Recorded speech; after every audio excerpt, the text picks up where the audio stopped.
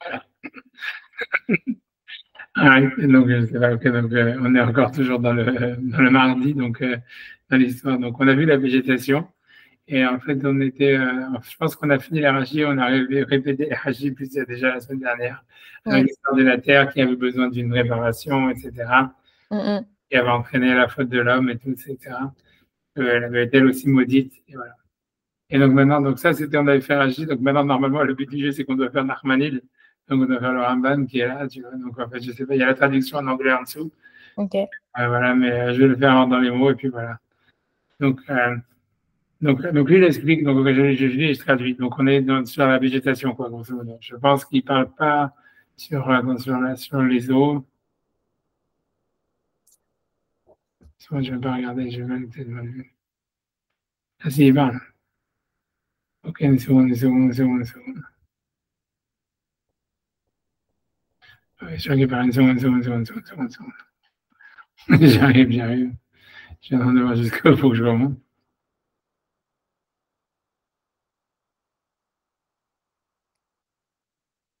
Une seconde.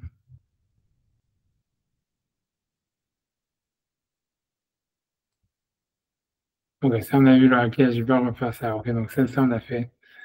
Une seconde. Donc on est là. J'arrive. Hein. Donc voilà, on est, voilà, Yikabo Amayo. Donc c'est quand Hachem, donc on est toujours mardi. Donc le début du mardi, c'est Hachem, il a dit que l'eau, comment dire, elle se rassemble. On dit Kabo Amaïm, ça veut dire, attends, je peux zoomer un petit peu. Je pense que c'est zoomé, en fait, je ne zoomais pas. Voilà, donc c'est bon. Yikabu, c'est bon comme ça? Ouais. Ok. Donc Yikabu Amaïm et Tahat Hashemaïm. Donc que les eaux, elles se rassemblent en dessous du ciel. Donc ça, c'est donc le troisième jour. Hachem, il avait séparé l'eau d'en haut et l'eau d'en bas. On avait vu a priori que l'eau, en réalité, quand elle a été séparée, l'eau d'en haut de l'eau d'en bas, c'est comme si à ce moment-là, l'eau, elle avait pris une sorte de, comment dire, de propriété où elle se séparait, comme l'ouverture de la mer Rouge. Quoi. Et donc, a priori, même en bas, ça veut dire dans la terre, c'est pour ça qu'Hachem, il a besoin, quand il commence à faire le travail de l'eau, la première chose qu'il doit faire, c'est rassembler l'eau. Mm. Et donc, d'où ça vient le mot, comme on a dit, mikvé, qui veut dire rassemblement et qui veut dire espoir et tout ça. Mais c'est pour ça qu'il dit Yikavu Amaïm, que l'eau, elle soit rassemblée, Mitahat Hashamaïm, en dessous du ciel. Donc, il explique Aya Terom, donc il y avait les abysses, Shumaïm Verafar. Donc, lui dit que surtout, c'était que l'eau, elle était mélangée à la terre. C'est pas simplement que l'eau, elle était coupée, comme moi j'ai dit, mais qu'elle était mélangée à la terre. Shumaïm Verafar, donc ça faisait de la boue, quoi. Ok. Comme de l'eau, voilà, de l'eau avec sale. Les Gaza à la Maïm, et donc Dieu il a fait un décret sur l'eau, qui est Kavu Bimkom Echad, qu'ils se rassemblent dans un endroit, Mesubav Kol Peot, qui soit en fait qui soit construit de tous les côtés. Les Gaza à la Afar, il a fait un décret sur la terre, sur la poussière, chez Yahale, qu'il monte par rapport à l'eau, Hachiré à la Maïm, jusqu'à ce que donc il y ait jusqu'à ce qu'il soit visible sur l'eau, vache et que ça soit sec. Métier Yabasha Shitucha, et donc comment dire, l'eau, la terre ferme, elle soit étendue, le Gaouya, le Yishuv, et apte à être habité. D'accord. Mhm. Et Vechen Katoub, le Hoka Aretz Salamaïm, celui qui ainsi écrit, celui qui étend la terre sur l'eau. Ok.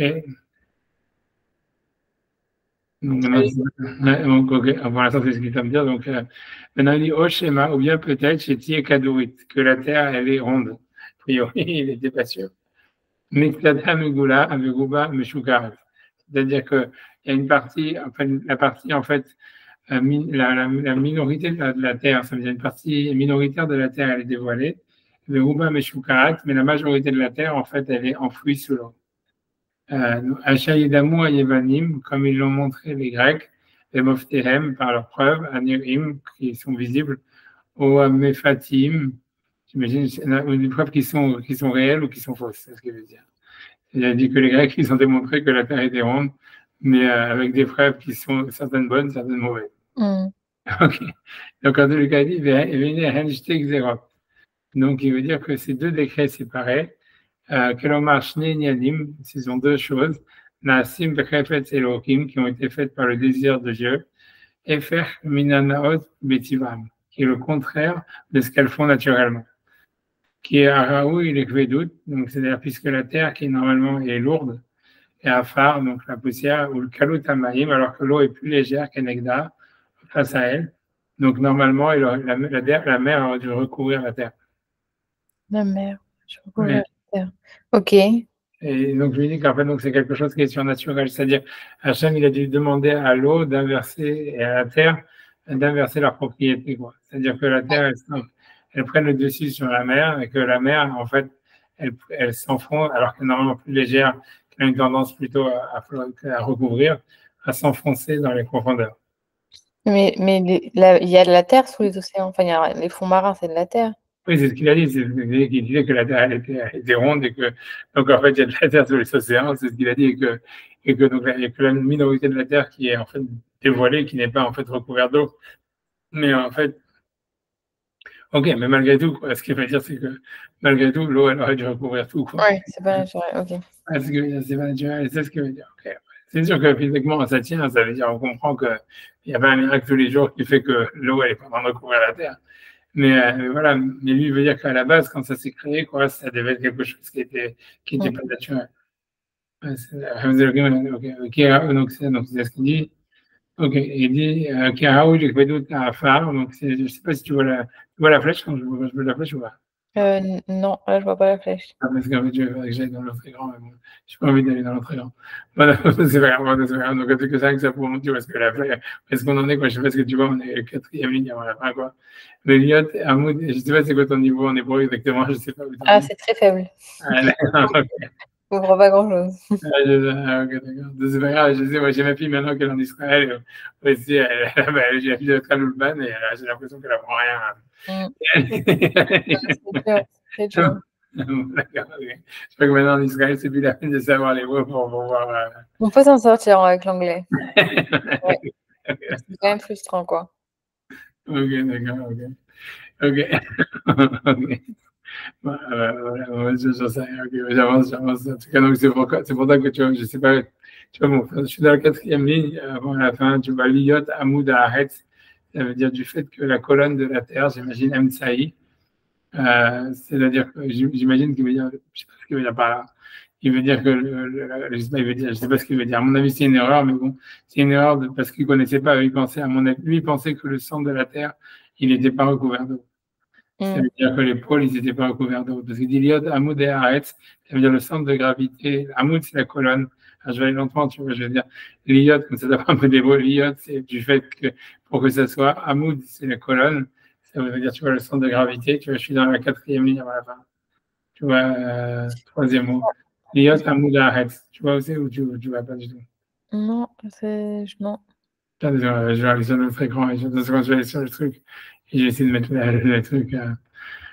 Tu vois, tu vois, Liot, Hamoud, Haaretz, ça veut dire du fait que la colonne de la terre, Emtsaï, il est central, vers Maïm et les eaux, Mechassim, elle recouvre, Aléa, sur elle, Makifim, donc elle l'entoure, Otar, ça veut dire a priori ce pôle le pôle quoi, je sais pas, le pôle d'attraction quoi de la Terre. Donc lui il pensait que l'eau elle est autour du pôle d'attraction, Makifim Otar, donc il entoure ce pôle d'attraction, Mikol Sad de tous les côtés.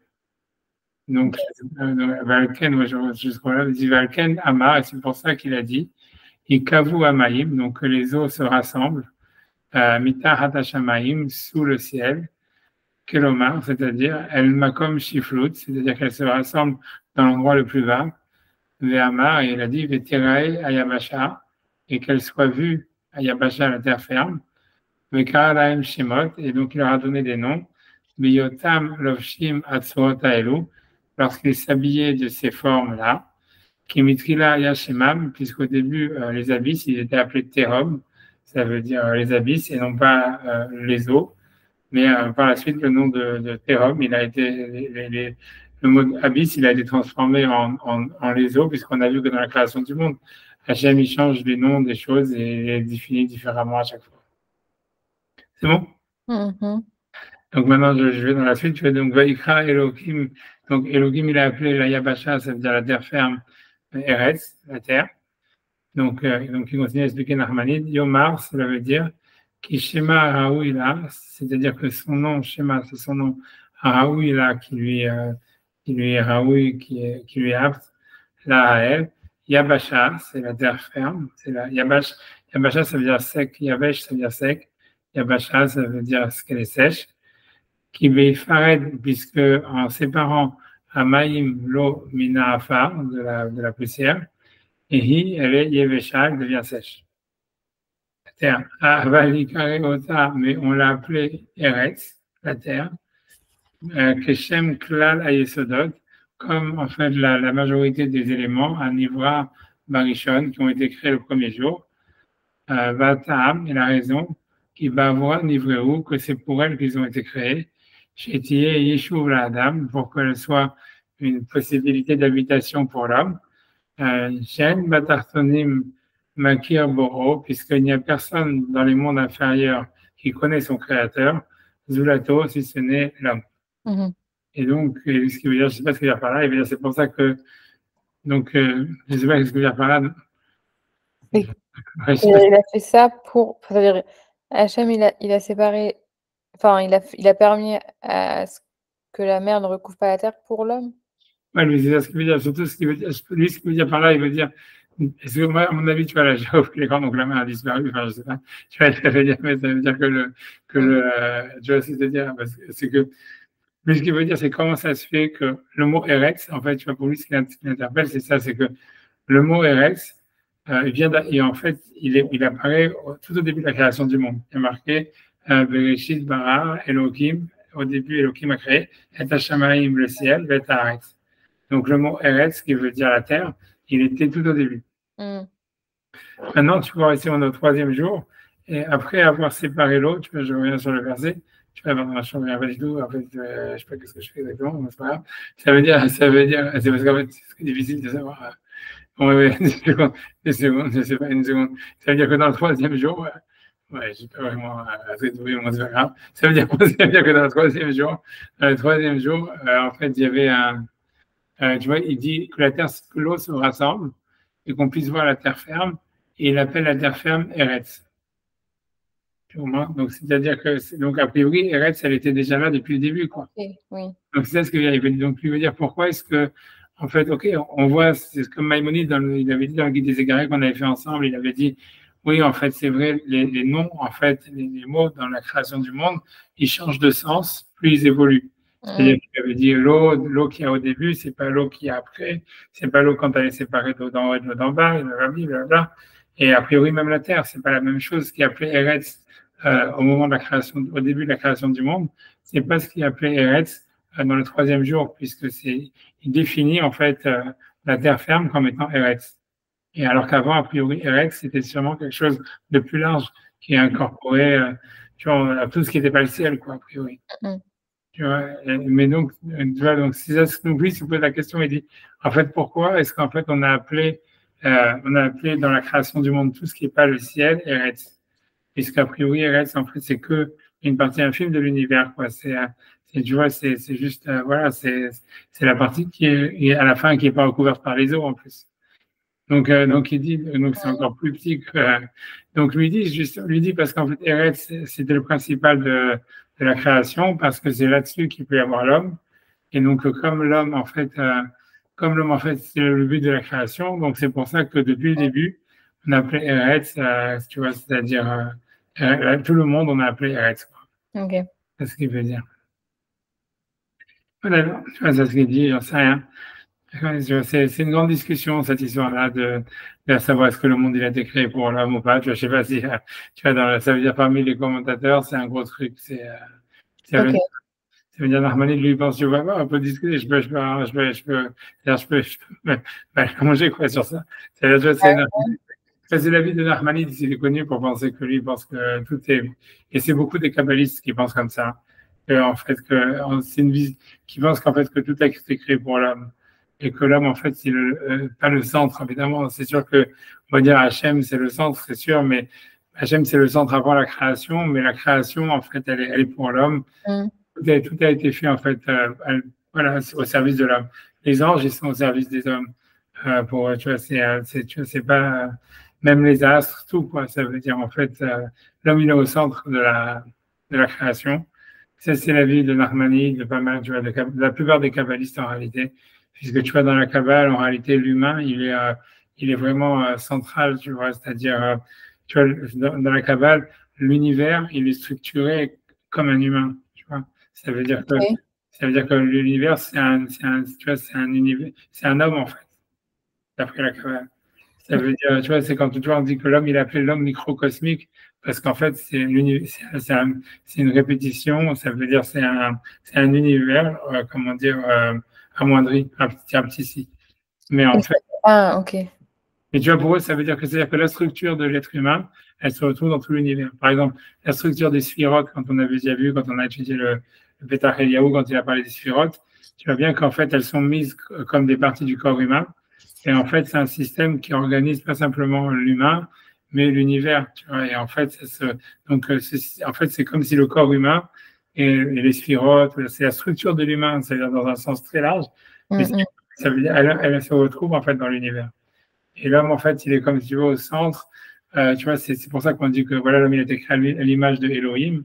Ça veut dire, en fait, tu vois, c'est l'archétype, c'est je sais pas comment dire, la fractale, ça veut dire, je sais pas comment dire, tu vois, c'est comme si, je sais pas, quand il y a les flocons de neige et que tu retrouves, je vois les petites étoiles de neige, là, qui se retrouvent partout.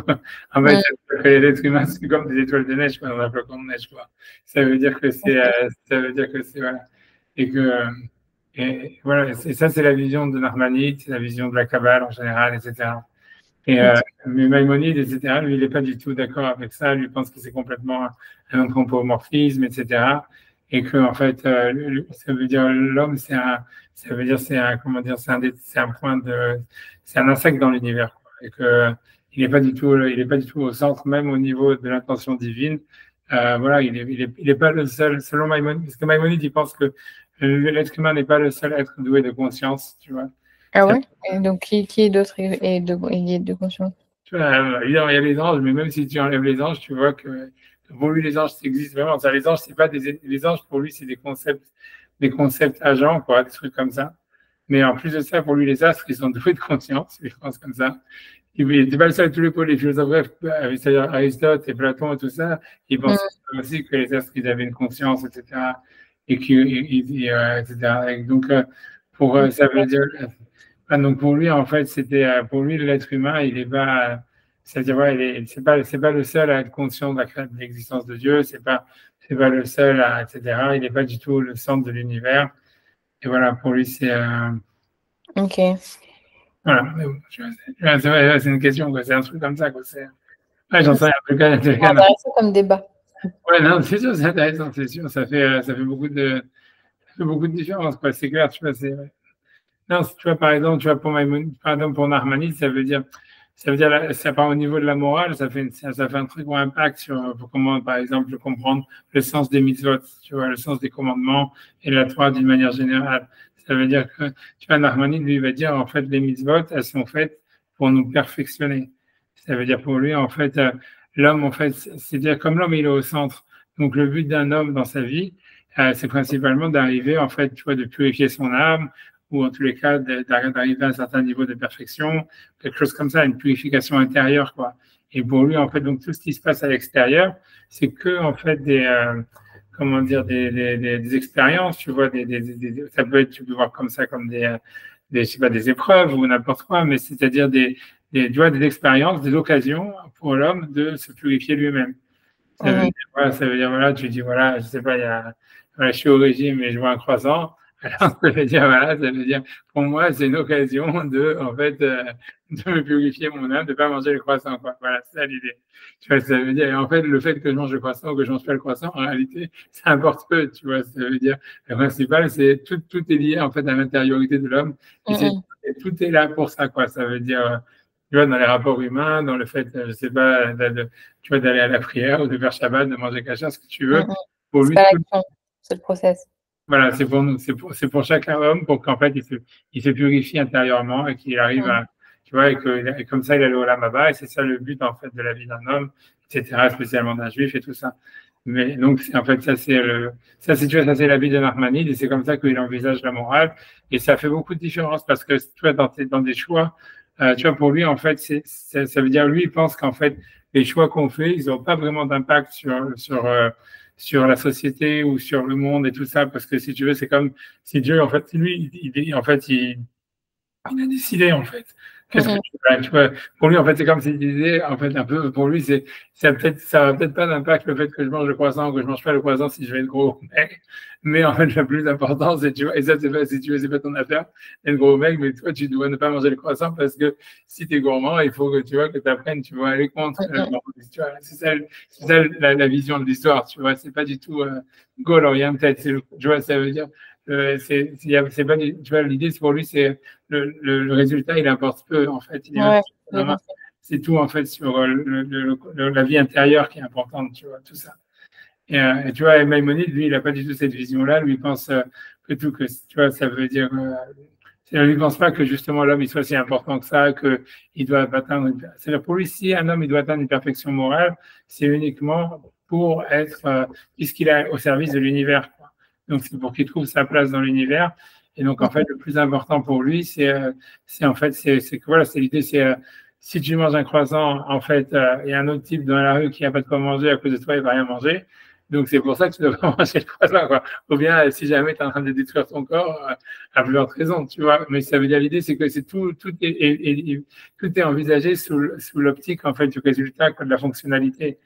Et ça veut dire, tu vois, ça veut dire pour Maïmonide, ça veut dire toute la morale, elle est envisagée de ce côté-là, c'est-à-dire c'est parce que c'est, tu vois, nocif pour toi, pour les autres. X, Y, Z, tu vois, pour l'univers, pour l'environnement, quelle que soit la chose, mais c'est pas toi qui compte, c'est pas du tout comment toi tu vis la chose. Tu vois, Dieu, il a rien à foutre de savoir si tu vas être purifié ou pas purifié, ou si tu vas être toi un être humain, tu vois, complètement équilibré ou déséquilibré. Donc, en fait, tu es utile pour la société ou pour l'univers et que ça t'es pas nocif, tu vois, pour l'environnement ou pour, tu vois, pour les autres et que voilà, que voilà, si tu veux ce que lui il appelle, tu vois, ça veut dire que tu es en phase avec le sens de l'histoire, pas de l'histoire, mais de la société, du monde, de ce que Dieu voulait dans la création du monde.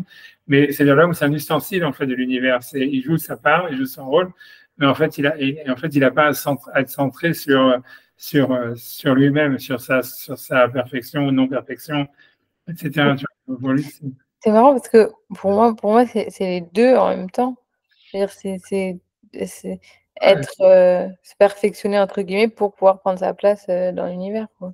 ouais, Ouais, mais tu vois, c'est pas si évident que ça, quoi. Ça veut dire, si tu restes encore quelques années en Israël, tu vas comprendre que. Tu vois, pourquoi? non, parce que c'est tout, parce que ouais, c'est un monde.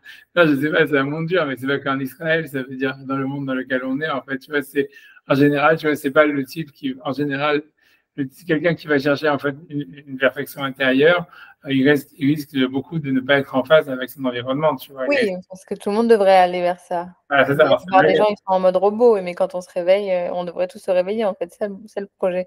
Mais la plupart des gens, ils se réveillent pas, donc du coup, ceux qui se réveillent, ils sont à côté, quoi. ouais, ouais, tu vois, c'est ça, c'est que tu vois, si tu vois la Torah, elle est consciente, tu vois bien dans l'histoire des patriarches et tout ça, qu'ils sont entourés de bandits, quoi, pour être gentils, tu vois, ça veut dire que, si tu vois, la Torah, elle est très, très, tu vois bien l'histoire de Esther, quand tu regardes toutes les histoires de la Bible les plus connues, tu vois bien que jamais, tu vois, tout le monde il est beau, tout le monde est gentil. Ça, c'est dans les évangiles, c'est comme ça. Tu vois, ça veut dire que dans la Torah, on est tout à fait conscient qu'un type qui veut faire le bien, il va être isolé. Au maximum, il aura 2 ou 3 personnes pour l'aider, peut-être, tu vois, difficile, tu vois, oui ou non, tu vois, etc. Mais qu'après ça, il sera dans un environnement, Ouais, tu mais vois, pour moi, la réponse à ça, c'est pas juste, bah, du coup, alors on va tous être mauvais parce que quand on est bon, ça amène à rien. La réponse, c'est plus on le fait, enfin, faut quand même continuer, quoi, faut persister parce que le but, c'est quand même ça, c'est-à-dire c'est pas parce qu'on est entouré de gens qui ont pas compris qu'il faut du coup se dire, «Bon, bah, tant pis, je l'abandonne». Enfin, je sais pas, c'est c'est pas une non, mais question. je comprends ce que vous dites, hein, mais je trouve que Ouais, justement, le but, c'est l'opposé. C'est c'est pas une question d'abandonner. Je comprends c'est sûr que ce que tu dis, c'est clair, mais tu vois, par exemple, l'exemple, tu vois, dans la Bible le plus simple, tu vois, c'est avec Yaakov, tu vois, qui est confronté à Laban, tu vois, qui essaie de l'arnaquer à tout le temps. même, tu vois, de ces femmes qui sont pas non plus des modèles d'honnêteté, tu vois, si tu vois, ça veut dire que, tu vois, ça veut dire l'idée, c'est de savoir qu'est-ce qu'il fait, tu vois, c'est-à-dire, est-ce qu'il doit mentir, tu vois, c'est-à-dire, en fait, on voit que Jacob, quand Lavan il essaie de l'arnaquer, lui, il fait des autres magouilles pour essayer de, tu vois, de contrecarrer. Tu vois, donc, et tu vois, c'est-à-dire qu'il est, et tu vois, est-ce qu'il le fait à son corps défendant, pas défendant, j'en sais rien, mais il le fait. Et tu vois, l'idée, c'est, voilà, alors, tu vois, pour Narmani, la vision de ça serait de dire, bah ouais, comme c'était un mec trop gentil et trop naïf et tout ça, etc. Donc, pour lui, la perfection, c'est justement d'apprendre à être moins gentil et moins naïf et voilà, se défendre et tout ça. Mais tu vois, ça veut dire pour Maïmonide, c'est juste que, voilà, que, en fait, tu vois, ça veut dire, voilà, ouais, c'est pas la peine d'arriver à ça. Pour Maïmonide, c'est juste que quelqu'un, il vient t'attaquer, tu vois, tu dois te défendre. Et, en fait, tu vois, il n'y a pas de, tu vois, il n'y a pas juste, il n'y a pas un truc.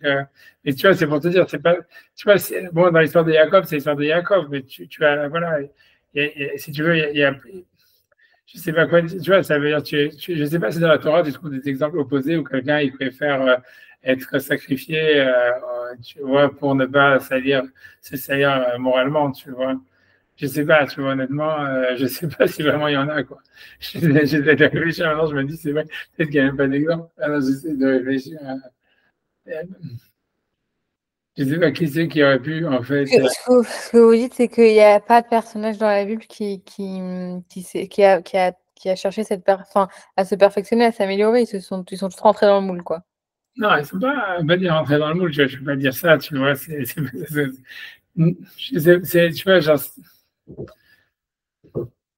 je sais pas, tu vois, c'est-à-dire, c'est sûr que non, c'est-à-dire, tu vois, si tu peux reprendre par le début, si tu veux commencer par Abraham, on va dire, on va commencer comme ça, tu vois, ça veut dire, parce qu'avant, on va dire, c'est pas clair du tout, mais on va dire, non, je sais pas, on va commencer même avec Noé, tu vois, c'est-à-dire, non, parce que c'est plus simple, tu vois, Noé, on voit bien que donc lui, c'est le seul juste de sa génération, c'est marqué clairement dans le verset, il y a marqué Noé, bon, c'est sûr, quand on dit dans les versets, on voit bien qu'il n'a pas vraiment réussi, essayé, c'est pas clair, tu vois, tu vois, essayer de changer les autres. Mais voilà, il a quand même, tu vois, ça veut dire, voilà, voilà, tu vois, ça veut dire, il essaye, on lui en veut de ne pas l'avoir fait, tu vois, si tu veux, on lui en veut de ne pas l'avoir fait. Mais bon, au moins, il est quand même, c'est vrai que moralement, à Noé, c'est le personnage le plus clean, quoi. Au moins, même si il n'a pas réussi, ou on ne sait pas si vraiment il a essayé ou pas essayé de changer si tu veux, la dynamique du monde, de la société, mais au moins, il n'a rien fait de mal à personne, quoi. Il a construit une arche, il a sauvé des animaux, il a sauvé sa famille, et puis voilà, quoi. Après, il a été victime de son fils et tout ça, mais voilà, quoi.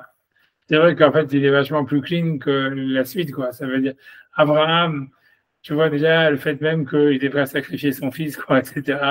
C'est pas aïe aïe aïe, tu vois ce que je veux dire. Et même tout le reste, c'est pas que ça. C'est depuis, ok, tu peux dire c'est une prophétie et tout, mais regarde, tu vois, depuis le début, tu vois, quand il arrive, il n'a pas d'argent, il fait passer sa femme pour sa sœur en disant comme ça, je veux recevoir de l'argent grâce à toi et tout ça. Tu vois, c'est pas génial. Et puis quand le roi lui dit, mais pourquoi tu as fait ça? Pourquoi tu as dit, t'as menti et tout ça? Il dit, oui, mais parce que ici, tout le monde mange, j'avais peur qu'on me tue parce que c'était ma femme et tata. Alors, tu vois, ça veut dire, comme tu dis, tu vois, ça veut dire, il s'adapte dans tous les cas. Tu vois oui, ok, mais s'adapter, c'est différent de. Ouais, je trouve que c'est différent que de rester de se complaire dans son état primaire et de ne pas vouloir s'améliorer. Je trouve que c'est pas pareil quand même. Il y a une nuance quand même. Oui, bien sûr qu'il y a une c'est clair, je suis d'accord avec toi. C'est pour ça que je te dis, tu vois, c'est clair que tu vois, c'est pas le monde de l'absurde et du chaos, la Torah. Je veux dire, tu vois, c'est clair que, tu vois, mais en fait, honnêtement, c'est pas très apparent dans le texte, tu vois. Ça veut dire que c'est beaucoup les Chachamim du Talmud, etc., qui ont rajouté ça dans la Torah, tu vois, ça veut dire, et c'est sûr qu'en fait, là où tu vois le sens qui apparaît et qui semble donner une morale, qui cherche la perfection, c'est avec le don de la Torah, avec Moshe, etc., tu vois, qui dit, tu vois, même les 10 commandements, toutes les mitzvot qui sont, voilà, tu aimeras ton prochain comme toi-même, truc bidule, ne te branche pas, ne truc bidule, tous ces trucs-là. C'est, tu vois, dans la Torah, et je pense que c'est à cause de ça qu'ils ont après réinterprété toute la Genèse par rapport à ça, en disant, puisque c'est ça le point culminant, donc, c'est sûr qu'Abraham aussi ne devait pas être simplement un proxénète qui essaye de faire du truc avec sa femme. Tu vois, mais ça veut dire, mais dans le texte, tu vois, c'est ça ce qui apparaît. Tu vois, ça veut dire, quand tu lis le texte, honnêtement, c'est-à-dire, si tu ne fais pas cette relecture que les sages du Talmud et tout ça, ils ont fait, etc. Tu vois, je veux pas dire qu'elle est fausse, mais je veux dire, tu vois, ça veut dire l'idée, c'est que tu peux pas enlever le sens littéral. C'est que Abraham, c'est sûr que c'est un type, tu vois, qui a une vision, c'est-à-dire jamais lui dit des choses. On voit bien que c'est quelqu'un, tu vois, tu vois, qui va chercher les invités, qui veut, tu vois, ça veut dire qui est très, on va dire, tu vois, ça veut dire qui est, voilà, qui est généreux, qui est plus qui est généreux, qui est, tu vois, qui veut faire, tu vois, qui a beaucoup d'altruisme, tu vois, ça apparaît clairement dans le texte. Et c'est vrai que c'est super important pour lui. On voit aussi que quand quelqu'un de sa famille est capturé, il met sa vie en danger pour le libérer. Tu vois, des choses pareilles. Donc, on voit que c'est clairement, il n'y a pas photo qu'Abraham, c'est un sadique, tu vois, je veux dire, à part plein de choses. Mais, tu vois, ça veut dire, c'est un sadique, tu vois, qui sait, tu vois, ça, qui s'est composé avec la situation, quoi. Ça veut dire, c'est pas quelqu'un qui dit, OK, je m'en fous, j'ai pas de quoi manger, je reste en Israël et puis on verra bien, Hachem, il va m'aider. Tu vois, ça veut dire, il arrive en Israël, c'est la famine.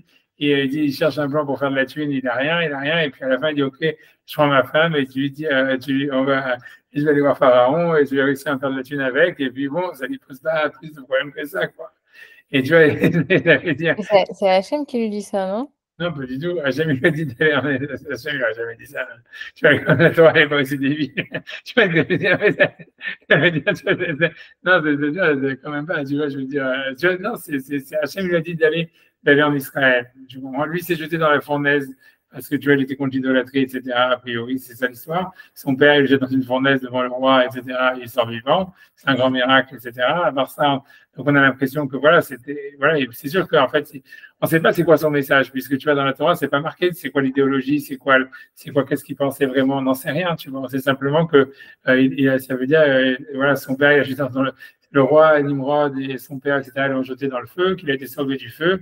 Et après ça, Hachem, il lui dit, va en Israël. Tu vois. Et lui, il y va, il écoute la prophétie toujours. Et Hachem lui dit, va en Israël, tu vas devenir riche, célèbre, et tu auras une famille nombreuse. Parce que jusqu'à maintenant, il n'avait pas d'enfant. Il va en Israël, et c'est la famine, et il se retrouve avec rien du tout. Et donc, il réfléchit, il dit, mais comment, tu vois, ça veut dire, ouais, donc, et donc il se dit, le seul truc qu'il trouve à faire, c'est ça, c'est de descendre en Égypte, et que là-bas, il y a de la thune, a priori, et puis de dire, qui sait que sa femme, elle est belle. Donc, il dit, voilà, on va la faire passer pour ma sœur, et je vais recevoir des cadeaux avec ça, et je vais recevoir de l'argent, et ça marche, tu vois. Parce qu'en plus, tu vois, après Hachem, tu vois, donc, et ça demande, c'est pas un niveau de morale, tu vois. Tu vois, ça veut dire, c'est pas un niveau, je veux dire, c'est pas un niveau de morale faible, mais ça veut dire, l'idée, c'est que voilà, la guerre comme à la guerre, quoi. Et ça continue comme ça. Tu vois, le seul aussi qu'on veut dire qui fait pas de mal, c'est Yitzhak, qui est toujours pourchassé par tout le monde, qui s'enfuit, etc.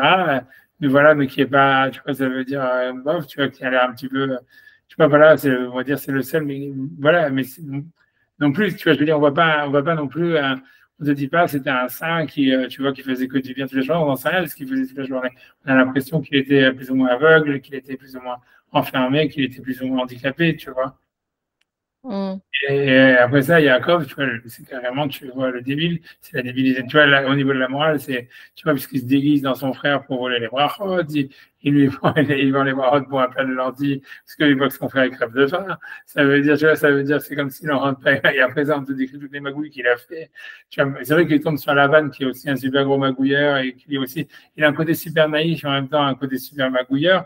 Et tu vois, voilà, et puis c'est toute sa vie, c'est que des trucs, tu vois, vous avez dit avec tu vois, sa fille qui se fait violer, avec tout ça, ça veut dire, ça s'arrête jamais, quoi. Les histoires qu'il a, c'est des histoires super gore, tu vois, ça veut dire, jamais, tu vois, on nous montre jamais un type, tu vois, qui était avec ses copains à la yeshiva en train d'étudier la Gemara, etc., je sais pas quoi, qui a un petit job, je sais pas quoi, de dentiste ou j'en sais rien, et que, tu vois, qui passe la journée, tu vas faire des prières à étudier, tu vois, ça veut dire, tu vois, on n'a que des histoires, tu vois, vraiment, ça toute la jeunesse, tu vois, et tout le peuple juif, il fonctionne comme ça, tu vois. C'est le peuple juif, tu vois, tu vois, et c'est parce que c'est hyper réaliste comme morale, si tu veux, par rapport à la morale des chrétiens. Ça veut dire, c'est quand tu dis, voilà, tu vas être dans un monde de merde, et en fait, tu vas devoir dealer avec des cons, et après ça, tu vois, tu vas avoir la foi que j'aime, tu vois, il domine le monde, qui a un sens dans l'histoire, et qu'on a la Torah, et qu'en fait, il faut aimer son prochain comme soi-même, qu'il faut toujours, tu vois, il faut toujours aider, tu vois, ça veut dire garder ça comme dans une grande ligne et tout ça, mais n'empêche que tu vas devoir faire des concessions, tu vois, à ta morale, si tu veux ne serait-ce que survivre, quoi. Et tu vois, et ça veut dire, tu vois, et c'est la vérité de la vie, malheureusement, tu vois, ça veut dire, tu vois, mais tu vois, voilà, mais Mais tu vois, alors c'est clair, alors Nachmanides, si tu veux, dans toute la Genèse, dans tout son commentaire, il va juger très sévèrement les patriarches. Il va dire, ouais, Abraham, c'était une ordure d'avoir fait ça à Sarah et tout ça, etc. Et Sarah non plus, comment est-ce qu'elle a pu accepter un truc pareil et tout ça, etc. Ce qui est vrai, tu vois, ça veut dire, tu vois, et ça commence comme ça et ça s'arrête pas, tu vois, ça veut dire pour lui, c'est un truc, tu vois, ça veut dire, Nachmanides, il va juger les patriarches en disant, bon, ils étaient, tu vois, c'était pas aïe aïe parce que, tu vois, ils étaient pas, alors que Maïmonide lui veut dire, non, non, ils étaient parfaits, c'est exactement ce qu'il fallait faire. C'est ça, tu es dans un monde comme ça, tu vois, tu fais de ton mieux, tu dois survivre, etc. Tu dois machin, ça veut dire, voilà, si, au contraire, si tu veux, voilà, si tu veux que la Torah ou même le bien, tu vois, et on en veut même à Abraham, que tu vois, de ne pas avoir pris tout le pouvoir que Hachem, il aurait pu lui donner, quoi. C'est-à-dire que, c'est-à-dire, une des critiques, tu vois, qu'il y avait sur Abraham dans le Midrash, c'est que quand il a gagné la guerre contre, tu vois, pour libérer Lot, en fait, tu vois, le roi de Sodome et Gomorre, ils avaient été capturés par les autres rois, donc lui les a libérés. Et en fait, il aurait pu lui prendre le pouvoir. Et en fait, on dit que ça aurait empêché la destruction de Sodome. Et on voit comme une sorte, tu vois, de super grosse erreur et de manque de, si tu veux, de manque de responsabilité de la part d'Abraham. Que tu vois, c'est-à-dire que quand il a libéré Lot et que le roi de Sodome, il lui dit, prends tout l'argent que tu veux, etc. Et rien que donne-moi ma vie. Abraham, il dit, non, non, je vais rien prendre. Je veux pas que tu dises que c'est toi qui as enrichi Abraham, etc. Donc il dit, je te libère, il lui rend toute la ville et tout l'argent. Et après ça, tu vois, donc comme les gens de Sodome, c'est des gens super corrompus. Et donc voilà, il y avait des décrets de destruction. Tu connais l'histoire, il y a un décret de destruction sur la ville. Et Abraham, il fait des prières pour sauver Sodome, etc. Mais si tu veux, dans le Talmud, ils disent, ouais, si jamais il n'avait pas rendu tout le pouvoir au roi de Sodome, en fait, il aurait sauvé la ville sans avoir besoin de faire les prières. Tu vois ce que je veux dire? Et il y a une sorte de, tu vois, d'hypocrisie, tu vois, de la part d'Abraham tu vois, de dire oui, non, reprends tout ça, alors qu'il sait que le type, c'est un pourri et tout ça, etc.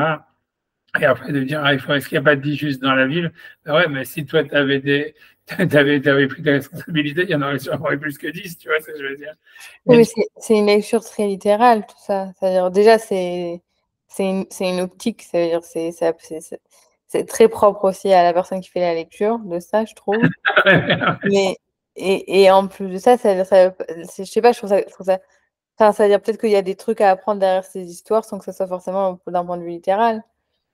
ouais, non, c'est clair, mais c'est-à-dire que normalement, tu vois, ça veut dire, tu as raison ce que tu dis, mais en fait, tu vois, c'est sûr que tu vois que la Torah elle est plus, c'est évidemment que tu vois que la Torah elle est plurivoque, parce que tu vois, c'est un message d'Hachem et tout a été écrit en fait par la prophétie, donc, tu vois, mais tu vois, l'idée, c'est que dans l'interprétation de la Torah, tu vois, c'est de dire que, tu vois, on a une règle, tu vois, il y a une règle dans tout le Talmud, si tu veux, dans toute l'interprétation rabbinique et dans toute la manière d'étudier la Torah, c'est qu'on dit, En Nikra Yotse Midei Pshuto, c'est-à-dire, un verset ne sort jamais de son sens littéral.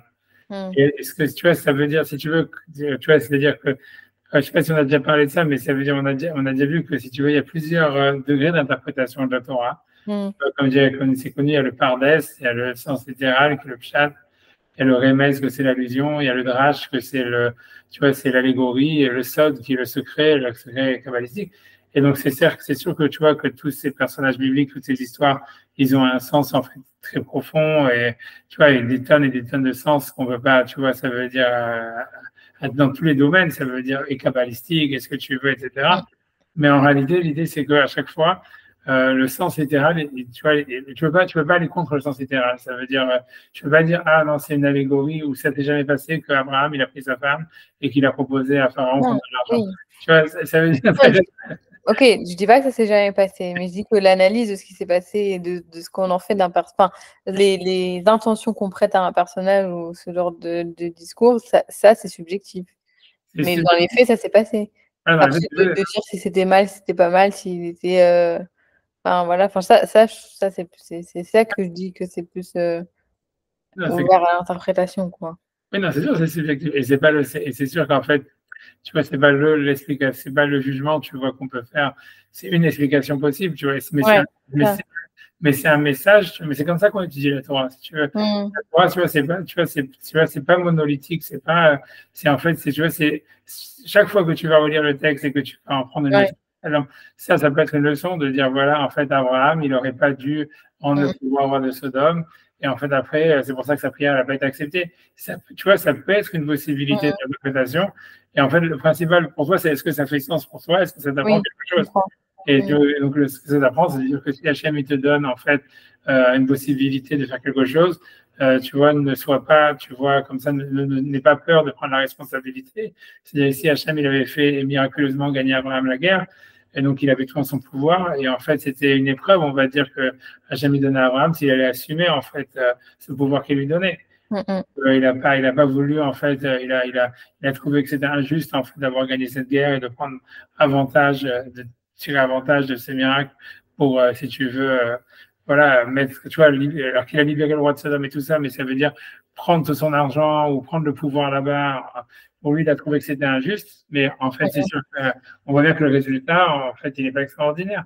Et que tu vois, a priori, voilà, une explication, tu vois, l'idée, ce qui fait qu'une explication de la Torah, elle est bonne ou pas bonne, c'est pas, en fait, tu vois, est-ce que c'est ce qui s'est vraiment passé? Qu'est-ce qu'Abraham, il a pensé quand il a fait ça?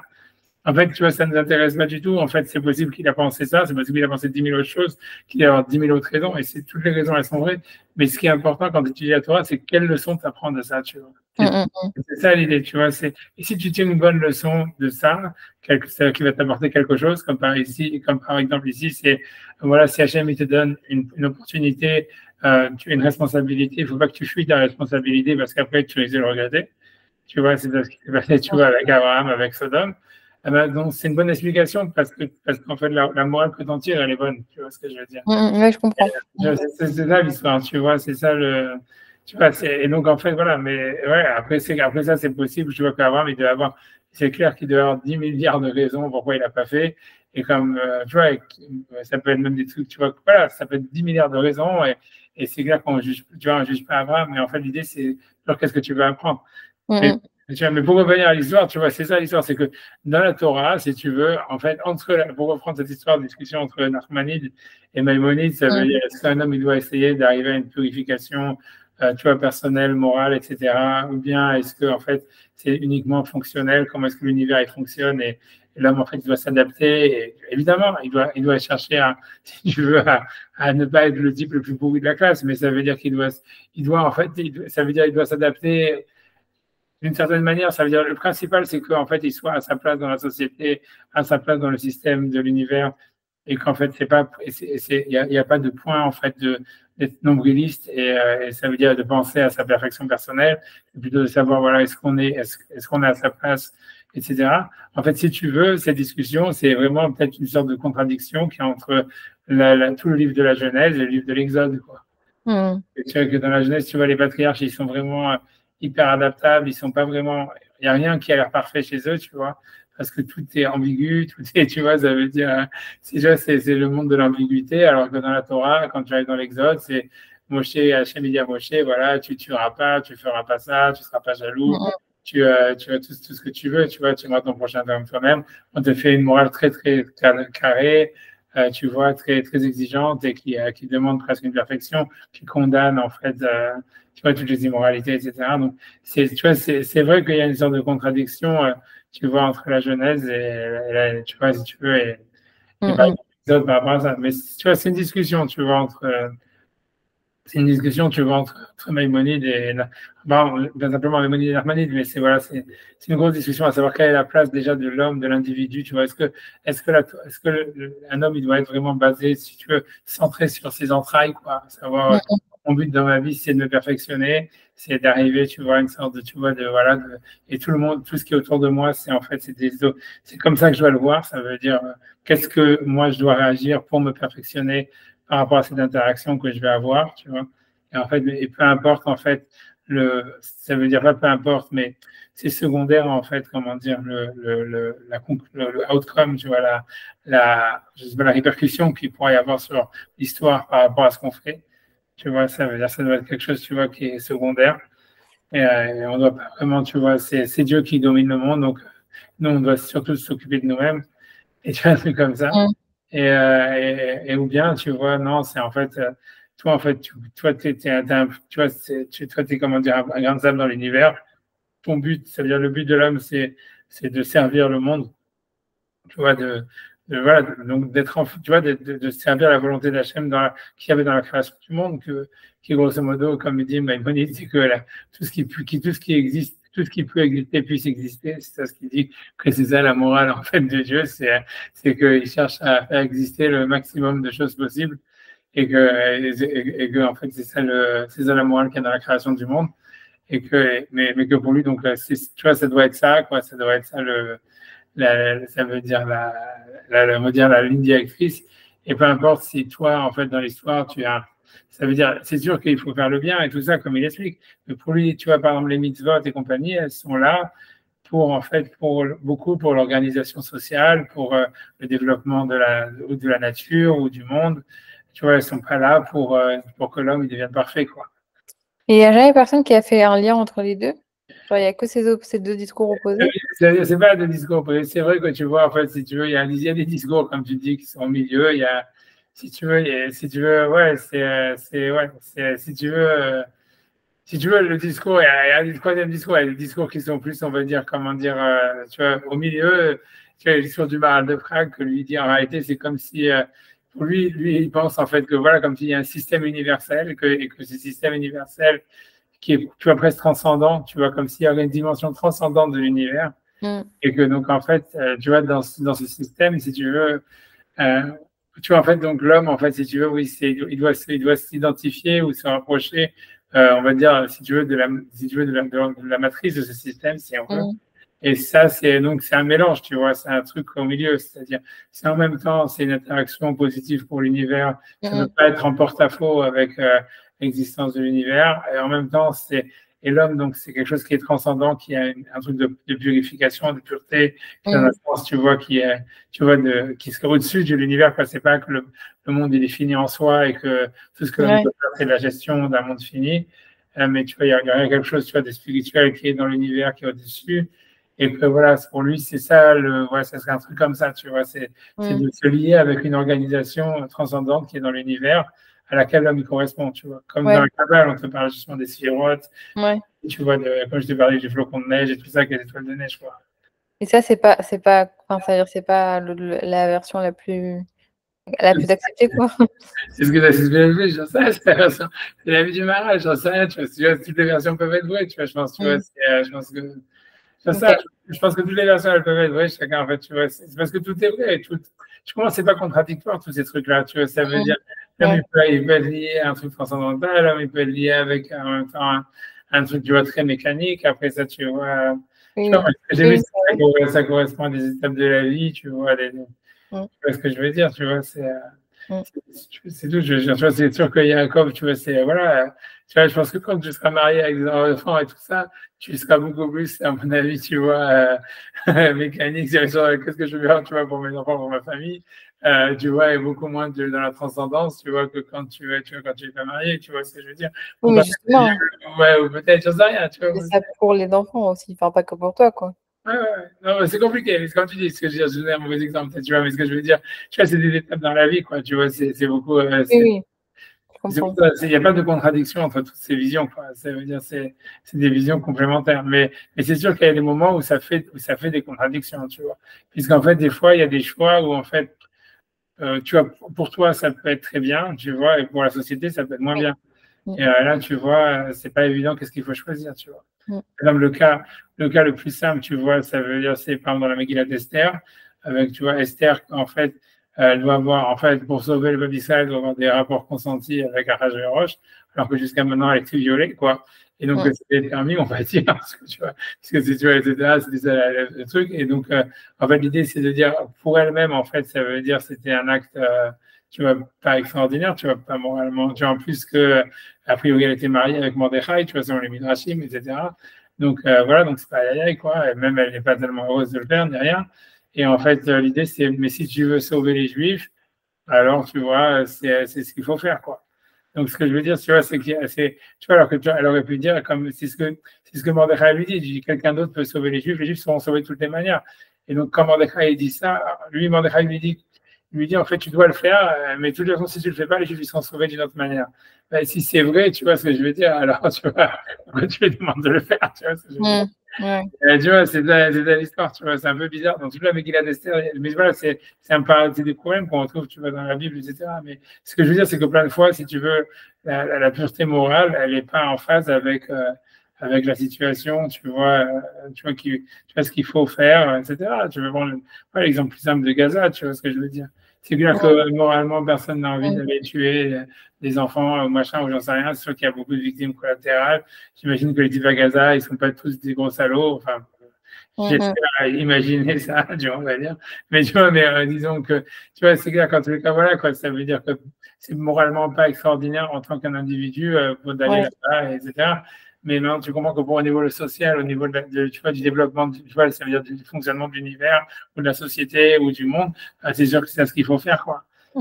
Donc voilà, tu vois, donc c'est bon, c'est un super gros, c'est un exemple, on va dire, très gros, quoi. Tu vois, mais voilà, c'est pour ça qu'en fait, ça fait des grosses différences, tu vois, ça fait. Après, tu peux dire oui, non, tu peux avoir tu peux interpréter transcendantalement et aller avec, je sais pas quoi, en disant je vais tuer là-bas des Arabes. Tu vois, c'est le système universel. Tu vois, c'est vrai que tu peux avoir, c'est comme ça, c'est la Kabbale à la base, c'est-à-dire la mystique qui vient en fait du pays asiatique. Elle a été en fait utilisée à la base, créée à la base pour motiver les soldats à tuer les autres. Tu vois, je sais pas si C'est-à-dire parce que ça voulait dire, l'idée, c'est comme ça veut dire, tu vois, ça veut dire, tu dématérialises l'individu qui est en face de toi. En fait, tu vois, c'est comme si tu dis, donc en fait, si tu veux, tu vois, donc c'est beaucoup plus facile de le tuer, tu vois. Si jamais tu vois, tu vois, c'est, voilà, si dis non, tu vois, c'est comme un concept, c'est comme un objet, c'est comme une énergie, c'est comme ce que tu veux. Donc en fait, tu lui en fait, vous dites que la Kabbale, ça a été créé à la base dans cette optique. pour ça veut dire dans les pays asiatiques où la mystique s'est développée a priori d'abord, c'est clair que ça s'est développé beaucoup. Moi, je n'ai pas les sources ici, mais c'est ceux qui sont critiques par rapport à ça. Ils disent ça que, en fait, historiquement, ça a été vachement développé, vachement enseigné pour en fait, pour des raisons en fait. Oui, okay, bon, mais c'est détourner un truc à l'origine qui est pas, qui peut exister et en faire une arme, quoi. Je veux dire, c'est pas. Ça veut dire que. Non, je vais pas dire que ça condamne, mais c'est pour te dire que voilà, tu peux même là-dedans, tu peux avoir une vision comme ça. Oui, j'ai compris. Oui. C'est que c'est sûr qu'en fait, tu vois l'idée, moi, ce que je veux dire dans l'histoire, c'est que c'est sûr qu'en fait, tu vois, ça veut dire on doit essayer de faire que le monde, en tant que juif, tu vois, c'est sûr, on voit bien que c'est le rôle des juifs et de la Torah, etc. C'est évidemment, c'est d'essayer de rendre le monde meilleur, quoi. Mais tu vois, l'idée, voilà, c'est qu'en fait, tu peux pas t'opposer, tu vois, ça veut dire, j'en sais rien, honnêtement, moi, je suis pas.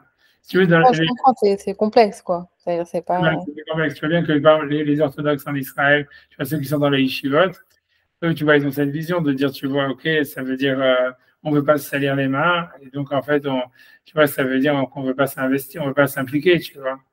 Après, c'est plus problématique parce qu'ils sont dans un pays et compagnie, et blablabla, mais voilà, tu vois, c'est aussi ça le truc, c'est que, en fait, comme dit Descartes, c'est même ne pas prendre de décision, c'est aussi une décision, tu vois. Et tu vois, c'est ça le point, tu vois, c'est ça le problème, quoi. Mais c'est pour te dire que voilà, tout ça, c'est pas du tout, tu vois, c'est pas du tout évident. C'est pas, c'est pour ça, d'ailleurs. Mais moi, l'idée a priori, tu vois, dans le judaïsme, on a l'impression que c'est l'idée, c'est qu'il faut essayer en fait, de bricoler, quoi. Tu vois, c'est l'idée, à mon avis, que tu ressors du judaïsme, c'est que c'est pas dogmatique, c'est pas, tu vois, il n'y a pas, voilà, ça veut dire, tu bricoles, tu vois. C'est compliqué, c'est sûr que c'est bizarre, mais ok, why not, tu vois, je veux dire. Au fond, tu veux bien, le monde, en fait, il n'est pas dogmatique, tu vois ce que je veux dire. Ouais, bah si on part du principe que ça a été créé pour l'homme, justement, ça a du sens. Parce que ne peut pas être dogmatique, enfin, ça n'a pas de sens, enfin, c'est pas noir ou blanc dans la vie, en vrai, c'est pas vrai. Donc, ça a du sens de dire que dans chaque leçon qu'on apprend de la Torah, c'est un peu un mélange de plein de choses, quoi. C'est-à-dire, c'est pas noir ou blanc, quoi. Parce que l'être humain, il n'est pas noir ou blanc, en vrai. Voilà, tu vois, t'as tout compris. Voilà, c'est ça l'histoire, tu vois. Et c'est ce qui fait une grosse différence entre le judaïsme et le christianisme. C'est intéressant, j'avais jamais vu ça comme ça. Enfin, par rapport au christianisme, mais c'est vrai que c'est ça que tu vois dans Jésus et tout ça, le type il va se suicider pour les autres et machin, porter la faute des autres, et blablabla. Tu vois, c'est tout un truc, tu vois, où il y a une quête de perfection qui est pas réaliste, tu vois. Et c'est ça, tu vois bien que c'est ça le problème du christianisme, quoi. C'est ça. C'est en fait, à force de vouloir être parfait, à la fin tu deviens un monstre, tu vois, parce que donc ça t'oblige à devenir hypocrite, tu vois, c'est tout un amour. Voilà, dans le judaïsme, il y a une super grande honnêteté parce que justement, on accepte, on sait que en fait, tu veux pas être parfait, on sait. Et c'est en fait, si tu veux être honnête, pour être honnête, si tu veux, le prérequisite, c'est de savoir, je sais que je suis pas parfait, je Oui, sais c'est que je dois faire ça. Une fois que c'est comme ça, tu peux être super honnête parce que voilà, mm, tu acceptes la chose telle qu'elle est. mm. Mais, mais voilà. Alors, ouais, tu vois, genre, si tu veux, Ouais. c'est voilà, ouais. Ça, genre, je sais pas dans l'islam, qu'est-ce que c'est l'islam? Je pense que c'est encore pire que le christianisme. Je sais pas, ouais. Parce que pour eux, ils veulent que tout soit parfait, tu vois. Ouais, je pense que c'est pire, hein. C'est d'une autre manière, mais c'est pareil, enfin, c'est Exactement. tranché, quoi. C'est ça, c'est l'idée, c'est que la chose allait, donc ça doit être passé comme ça. Et, Ouais, c'est ça. et si ça dépasse, ben on coupe, tu vois, c'est tout, tu vois. Mm, Ouais, ça veut dire, dans le christianisme, si ça dépasse, on fait comme si on n'avait rien vu. Dans l'islam, si ça dépasse, on coupe. ouais, c'est une bonne image. Ouais. Ok, ouais, j'ai entendu le gars. Ok, donc, en tout cas, ok, donc c'est ça ce qu'il dit. Donc, donc il dit que la Terre, elle était. Donc lui, c'est pour ça, tout ça, il voulait. Tout ça, on a fait une discussion. Mais je suis content de faire la discussion parce que je sais que c'est très sec, sinon, mais, tu vois, mais ça veut dire. Mais c'est voilà, donc, mais c'est Oui, important. oui. Donc en fait, c'est pour ça, lui dit que la Terre, elle est appelée Eretz, alors que normalement, voilà, Eretz, a priori, c'est le nom qui lui est donné vraiment à la fin, quand elle est séparée de l'eau, etc. Parce qu'il dit justement, alors que depuis le début, on appelait tout ce qui n'est pas le ciel Eretz, alors qu'a priori, Eretz, ça serait simplement quelque chose qui est vraiment, on va dire, tu vois, ça veut dire qui est secondaire par rapport à, tu vois, par rapport à, tu vois, tu vois, quelque chose qui est, je sais pas comment expliquer, quelque chose qui est, tu vois, qui par rapport à l'univers, la Terre, c'est rien, quoi. Donc, Mm. donc lui, il explique, tu vois, donc il explique pourquoi, alors, depuis le début, quand il est marqué Dieu au début a créé Bereshit bara Elohim et Haaretz, et Hashamayim et Haaretz, pourquoi alors on nous parle de Eretz comme étant l'univers, alors que Eretz, en fait, c'est que la partie immergée du monde qui est presque rien. Alors il dit parce que c'est là où il y a l'homme et il habite. Et tout le but de la création du monde, c'était voilà. Ok.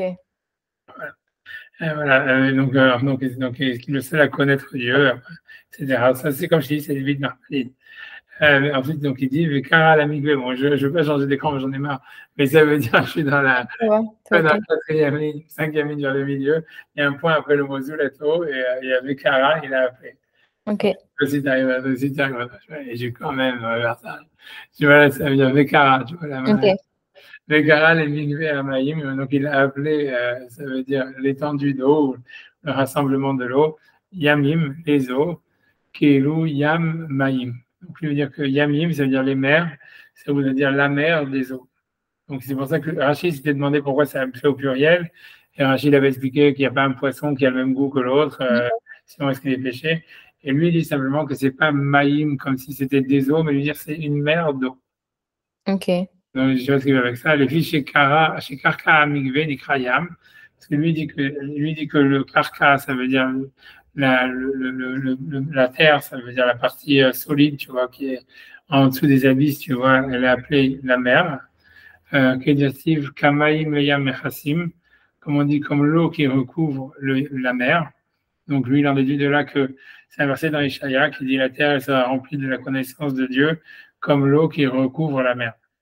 Et donc, Ok. il veut dire qu'il en déduit que ce qu'on appelle mer dans la Torah, c'est-à-dire Yam, qui veut dire mer en hébreu, en fait, pour lui, c'est la profondeur marine. C'est pas la mer elle-même, Ok. c'est la profondeur. Vechen Vedayam Orid Me'al Bakar. Et donc aussi, il a fait descendre la mer du Bakar, ça veut dire c'est-à-dire comment dire, du bétail, des bœufs. C'est-à-dire, il part là-bas, c'est le roi Salomon, il avait fait dans le temple, il avait fait comment dire, une sorte de grande bassin d'eau qui était en fait circulaire et qui était sur lequel il y avait en dessous desquels qui étaient portés par des bœufs, quoi. Ça veut dire il y avait des statues de bœufs en dessous, tu vois. Ok. Voilà. Et donc ce roi-là, je ne sais plus qui avait, tu vois, qui a voulu profaner le temple, il a enlevé le bassin d'eau qui avait été mis sur les socles en bœuf. Je ne sais pas pourquoi exactement, à quelle occasion. Mais en tout cas, lui, ce qu'il veut dire par là, c'est que lui, ce qu'il veut dire, je pense que Narmani il ramène ce verset parce qu'il veut prouver que la mer là-bas dont il est question, c'est clairement, lui, il pense que c'est pas l'eau, lui, il pense que le bassin, il avait été vidé, mais ce qu'on appelle la mer, en fait, c'est le réceptacle du bassin. Tu vois, Ouais, Ok, mais du coup, c'est pas la Terre, alors c'est autre chose que de la Terre, selon. ouais, t'as raison. Ça veut dire, a priori, ce qui veut dire, c'est de ça, on a l'impression, on peut regarder le verset dans Isaiah, mais tu vois, là-bas, ça parle de ça. Je pense que ça parle d'un bassin, ça parle pas de secondes.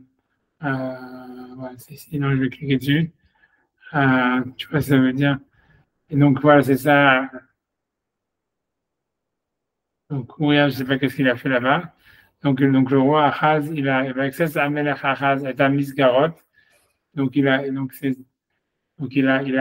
coupé les, je sais pas quoi, ça veut dire, ouais, c'est ça, il a enlevé les, il a, il a enlevé le, comment dire, voilà, le bassin qui était en fait supporté par des bœufs. Il a mis Mm. par terre. Non, je sais pas qu'est-ce qu'il veut dire avec. Pourquoi il a fait ça? Qu'est-ce que c'est l'histoire derrière? Je sais pas un peu plus.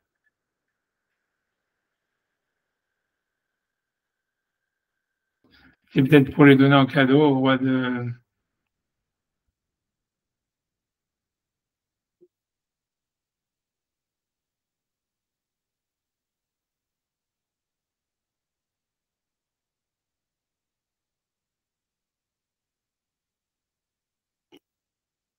Je sais pas pourquoi il a fait ça.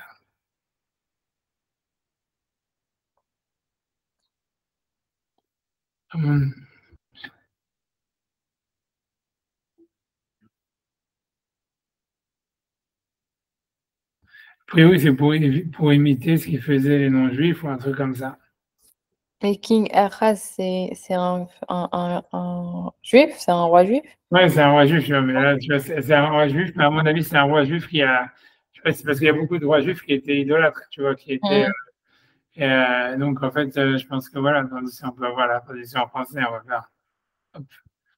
Voilà, mais donc, tu vois, ça va être. Attends, je vais faire même. Attends, je peux. Bah, je ferme, ouais, je trouve, après, parce que sinon, il n'y a pas assez de place. Allez, hop. Voilà, comme ça, c'est bien. Et, donc, qu'est-ce qui se passe? Il est parti en voyage, tu vois, a priori. Enfin, je me rappelle pas, tu vois, de cette histoire-là. Donc, a priori, il se dit, je remonte. Mais tu vois, il est parti en voyage en Babylonie. Mhm. Ouais, donc, ça veut dire, ouais, ça veut dire, voilà. Donc, il est attaqué par le roi du Nord, comme d'habitude, Mm. et par le roi d'Israël, puisqu'il y avait beaucoup de guerres entre le roi d'Israël et le roi de Juda en même temps. Et en général, tu vois, ça veut dire le roi du Nord. Si tu veux utiliser les Syriens pour, Mhm. ouais, ça veut dire je sais pas, pour combattre. Si tu veux, toujours, c'est comme ça. C'est le roi, si tu veux, le royaume d'Israël, il était pendant la période, ça veut dire, après le roi Salomon, le royaume d'Israël a été divisé en deux. Mm. Ça veut dire, il y avait un royaume du Nord, tu vois, qui était riche, tu vois, un peu comme Tel Aviv aujourd'hui. C'est la même chose, c'est exactement, c'est très proche de la situation actuelle. C'est toujours été comme ça. Ça veut dire, ça veut dire il y avait un royaume du Nord complètement non religieux qui était plutôt même tendance à Potazara. Ça veut dire surtout qu'il voulait se lier avec la Syrie, etc. Mm. Et la puissance du temps, etc. Machin, voilà.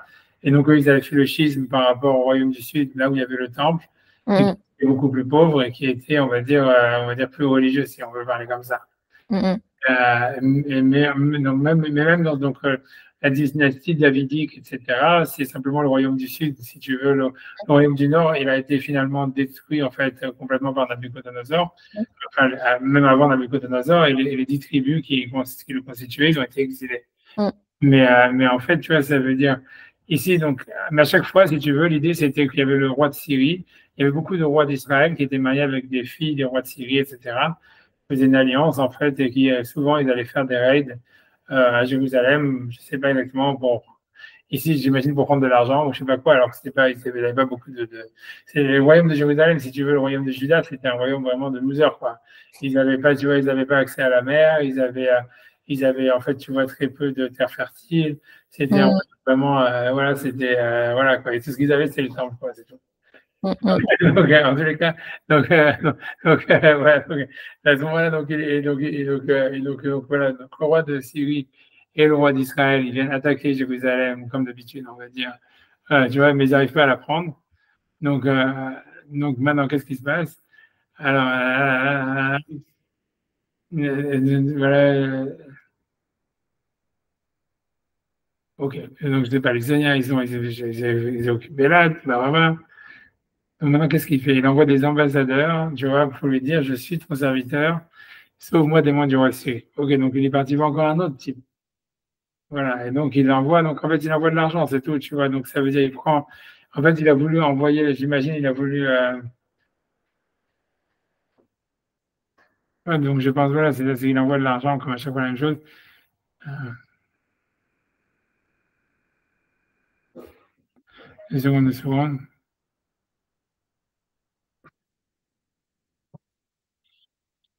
une seconde, une seconde. Voilà, c'est ça. C'est parce qu'en fait, là, c'est même pas pour prendre l'argent, c'est parce que il veut copier en fait ce qui se passe dans les cultes du Nord, quoi. C'est-à-dire que même le roi, si tu veux, Achaz, c'est un des rois de Juda qui était, si tu veux, pas religieux, quoi, si on veut.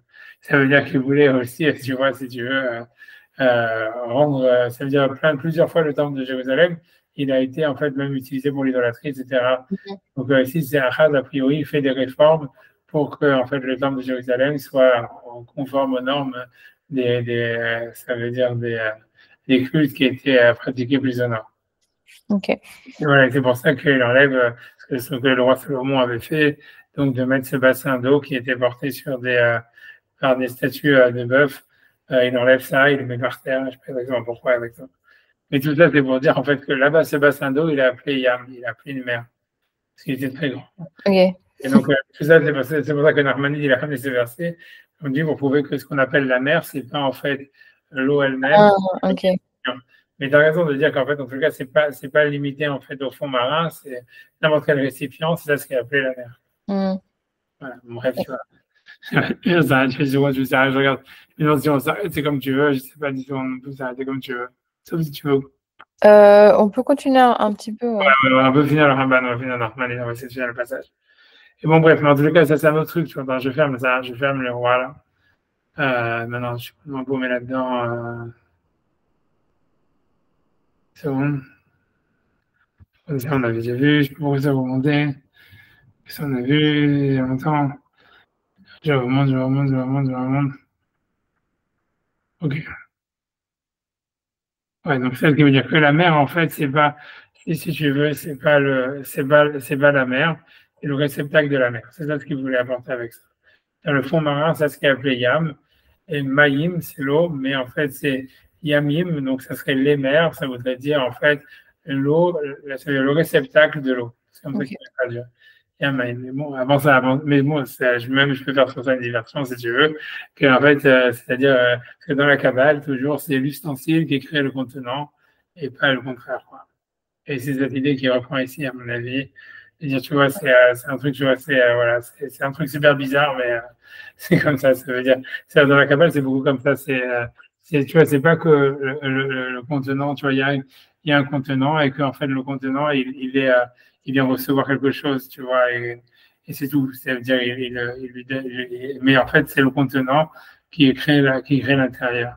Donc, par Hmm. exemple, tu vois, il y a un exemple qui est connu, c'est dans le Midrash, c'est marqué, par exemple, quand on finit la tefila, on dit, c'est Shalom Bimromav, on dit, Baruch Ata Hashem, béni soit-tu Hashem, qui bénit ton peuple Israël dans la paix.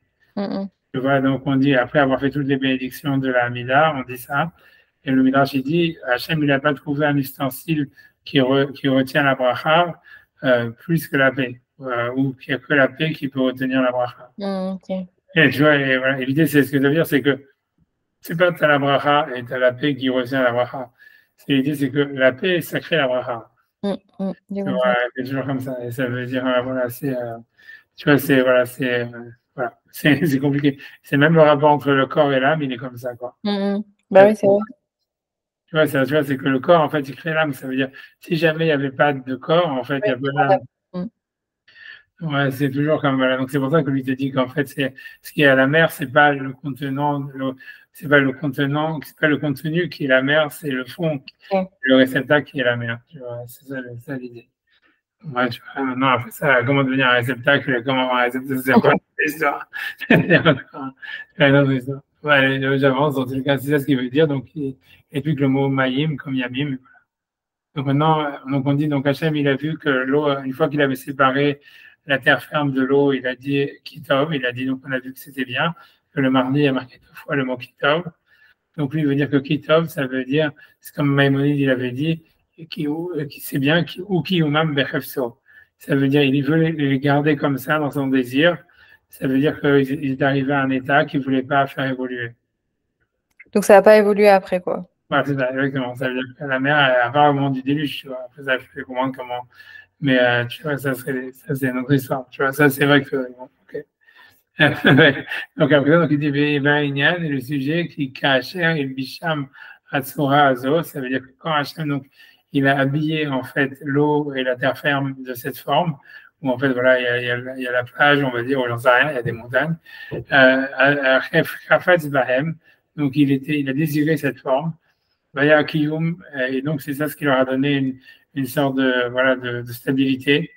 Moi, chez Pirachti, comme on a expliqué, que, en fait, Kitov, ça voulait dire que Hachem, ils ont atteint un stade final, que ça n'a pas évolué après. Et c'est ce que nos maîtres ont dit. Et Pneumalonemar Kitov Bacheni. Donc, ça veut dire pourquoi est-ce qu'on n'a pas dit, quand on a posé la question, pourquoi le lundi, il n'y a pas marqué le mot Kitov? Puisque en fait, le lundi, c'est le jour où Hachem il sépare l'eau d'en haut de l'eau d'en bas. Et le mardi, il y a marqué 2 fois Kitov, parce que d'abord, Hachem il rassemble l'eau et il fait apparaître la terre ferme. Et ensuite, il fait pousser la végétation. Mais donc la question de l'Agma, donc la vraie question c'est ça, pourquoi est-ce qu'Hachem il a. Donc la question de l'Agma, elle demande pourquoi c'est pas marqué Kitov le lundi, où il y a eu la séparation de l'eau et d'en haut et d'en bas. Et donc là, le Midrash répond, les filles chez l'eau Nigmera Melachat Amayim, parce qu'elle n'avait pas été fini le travail de l'eau. Et donc, tu vois, en fait, c'est pas super une bonne réponse, parce que la question, elle est pourquoi justement il n'a pas fini le travail de l'eau le lundi? C'est toujours la question que moi j'ai depuis le début, que je dis tout le temps. C'est-à-dire, si le lundi, tu vois, en fait, il a séparé l'eau d'en haut et l'eau d'en bas, après ça, il devait rassembler l'eau d'en bas et faire apparaître la terre ferme, et ça aurait été lundi, et il dit Kitov. Ensuite, le mardi, il dit que voilà que la végétation repose sur la terre, et la terre elle fait sortir des fruits et des arbres, etc. Et il dit Kitov. C'est ça la vraie question, c'est pourquoi le lundi, voilà, pourquoi le travail de l'eau il est coupé en deux, quoi. Et on a une réponse à ça?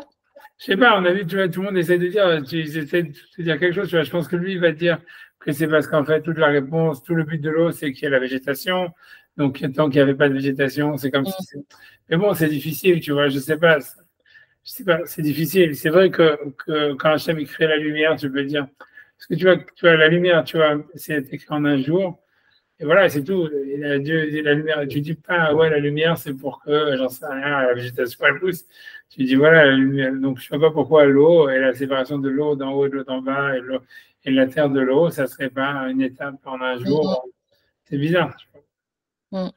Mais c'est vrai, on a l'impression, je sais pas. La question qui est donnée, c'est de dire que, en fait, on a l'impression que la séparation de l'eau d'en haut et de l'eau d'en bas, tout ce qui est de l'ordre de la séparation, la création du rakia, c'est quelque chose qu'Hachem, il voulait pas que ça soit périn, quoi. Il voulait pas appeler ça Kitov. Donc, il a fait venir la nuit. Et ensuite, tu vois, il a fait venir, tu vas faire l'eau de la terre ferme, pour dire Kitov sur ça, comme si, en fait, pour lui, le fait qu'il y ait un rakia, c'était quelque chose qu'il voulait pas, sur lequel même si ça allait être continué par le travail de l'eau, etc., il voulait pas que ça soit appelé Kitov, quoi. Tu vois, on a l'impression, tu vois, c'est dans le Midrashim, c'est ça ce qui est donné, c'est de dire que Hachem, il voulait de l'unité dans le monde, il veut que tout fasse un, et que le Rakia, en réalité, c'est ce qui donne l'impression que c'est la séparation de l'eau d'en haut et de l'eau d'en bas, etc. Donc, c'est ce qui donne l'impression comme s'il y a, tu vois, comme une sorte de rupture, tu vois, soit entre le matériel ou le spirituel, ou entre quelque chose comme ça, puisque, tu vois, c'est un monde inférieur à un monde supérieur, mais c'est une rupture. Alors, donc, Hachem ne voulait pas dire Kitov sur ça, quoi. C'est ce qui est marqué dans les Midrash. Mais bon, je sais pas, tu vois, c'est à moitié convaincant, quoi. C'est, je sais pas. En tout cas, voilà. Donc, il dit, ce que le Midrash, il dit, pourquoi on n'a pas dit Kitov le deuxième jour? Parce que le travail de l'eau n'était pas fini. Et puis, Arkadou Bashlishi, c'est pour ça qu'on le dit le mardi, on dit 2 fois Kitov. Voilà, il marqué 2 fois Kitov le mardi. Et une fois pour dire que c'est Kitov parce que c'était la fin du travail de l'eau, puisqu'on a vu les 2 étapes. Le lundi, il y a séparation de l'eau d'en haut et de l'eau d'en bas, et le mardi, en fait, l'eau qui se rassemble et qui est séparée de la terre ferme. un des Echad, et le deuxième, il dit, voilà, lui dit lui-même, le vrai travail du mardi, c'était la végétation. C'est pour ça qu'en fait, il y a marqué une deuxième fois qu'il doit pour se concerne la végétation. Comme tu veux, comme tu veux ça de là, on s'en là. Oui, non, je veux bien parce que je suis fatiguée, il est très tard, j'ai du mal à suivre. Ok, on arrête, c'est bon. Allez, en tous les cas, Merci beaucoup. Merci. À la semaine prochaine. Voilà. Et si tu as des questions, je peux répondre aux questions au cas où. Je ne sais pas si j'ai des réponses, mais au cas où. J'ai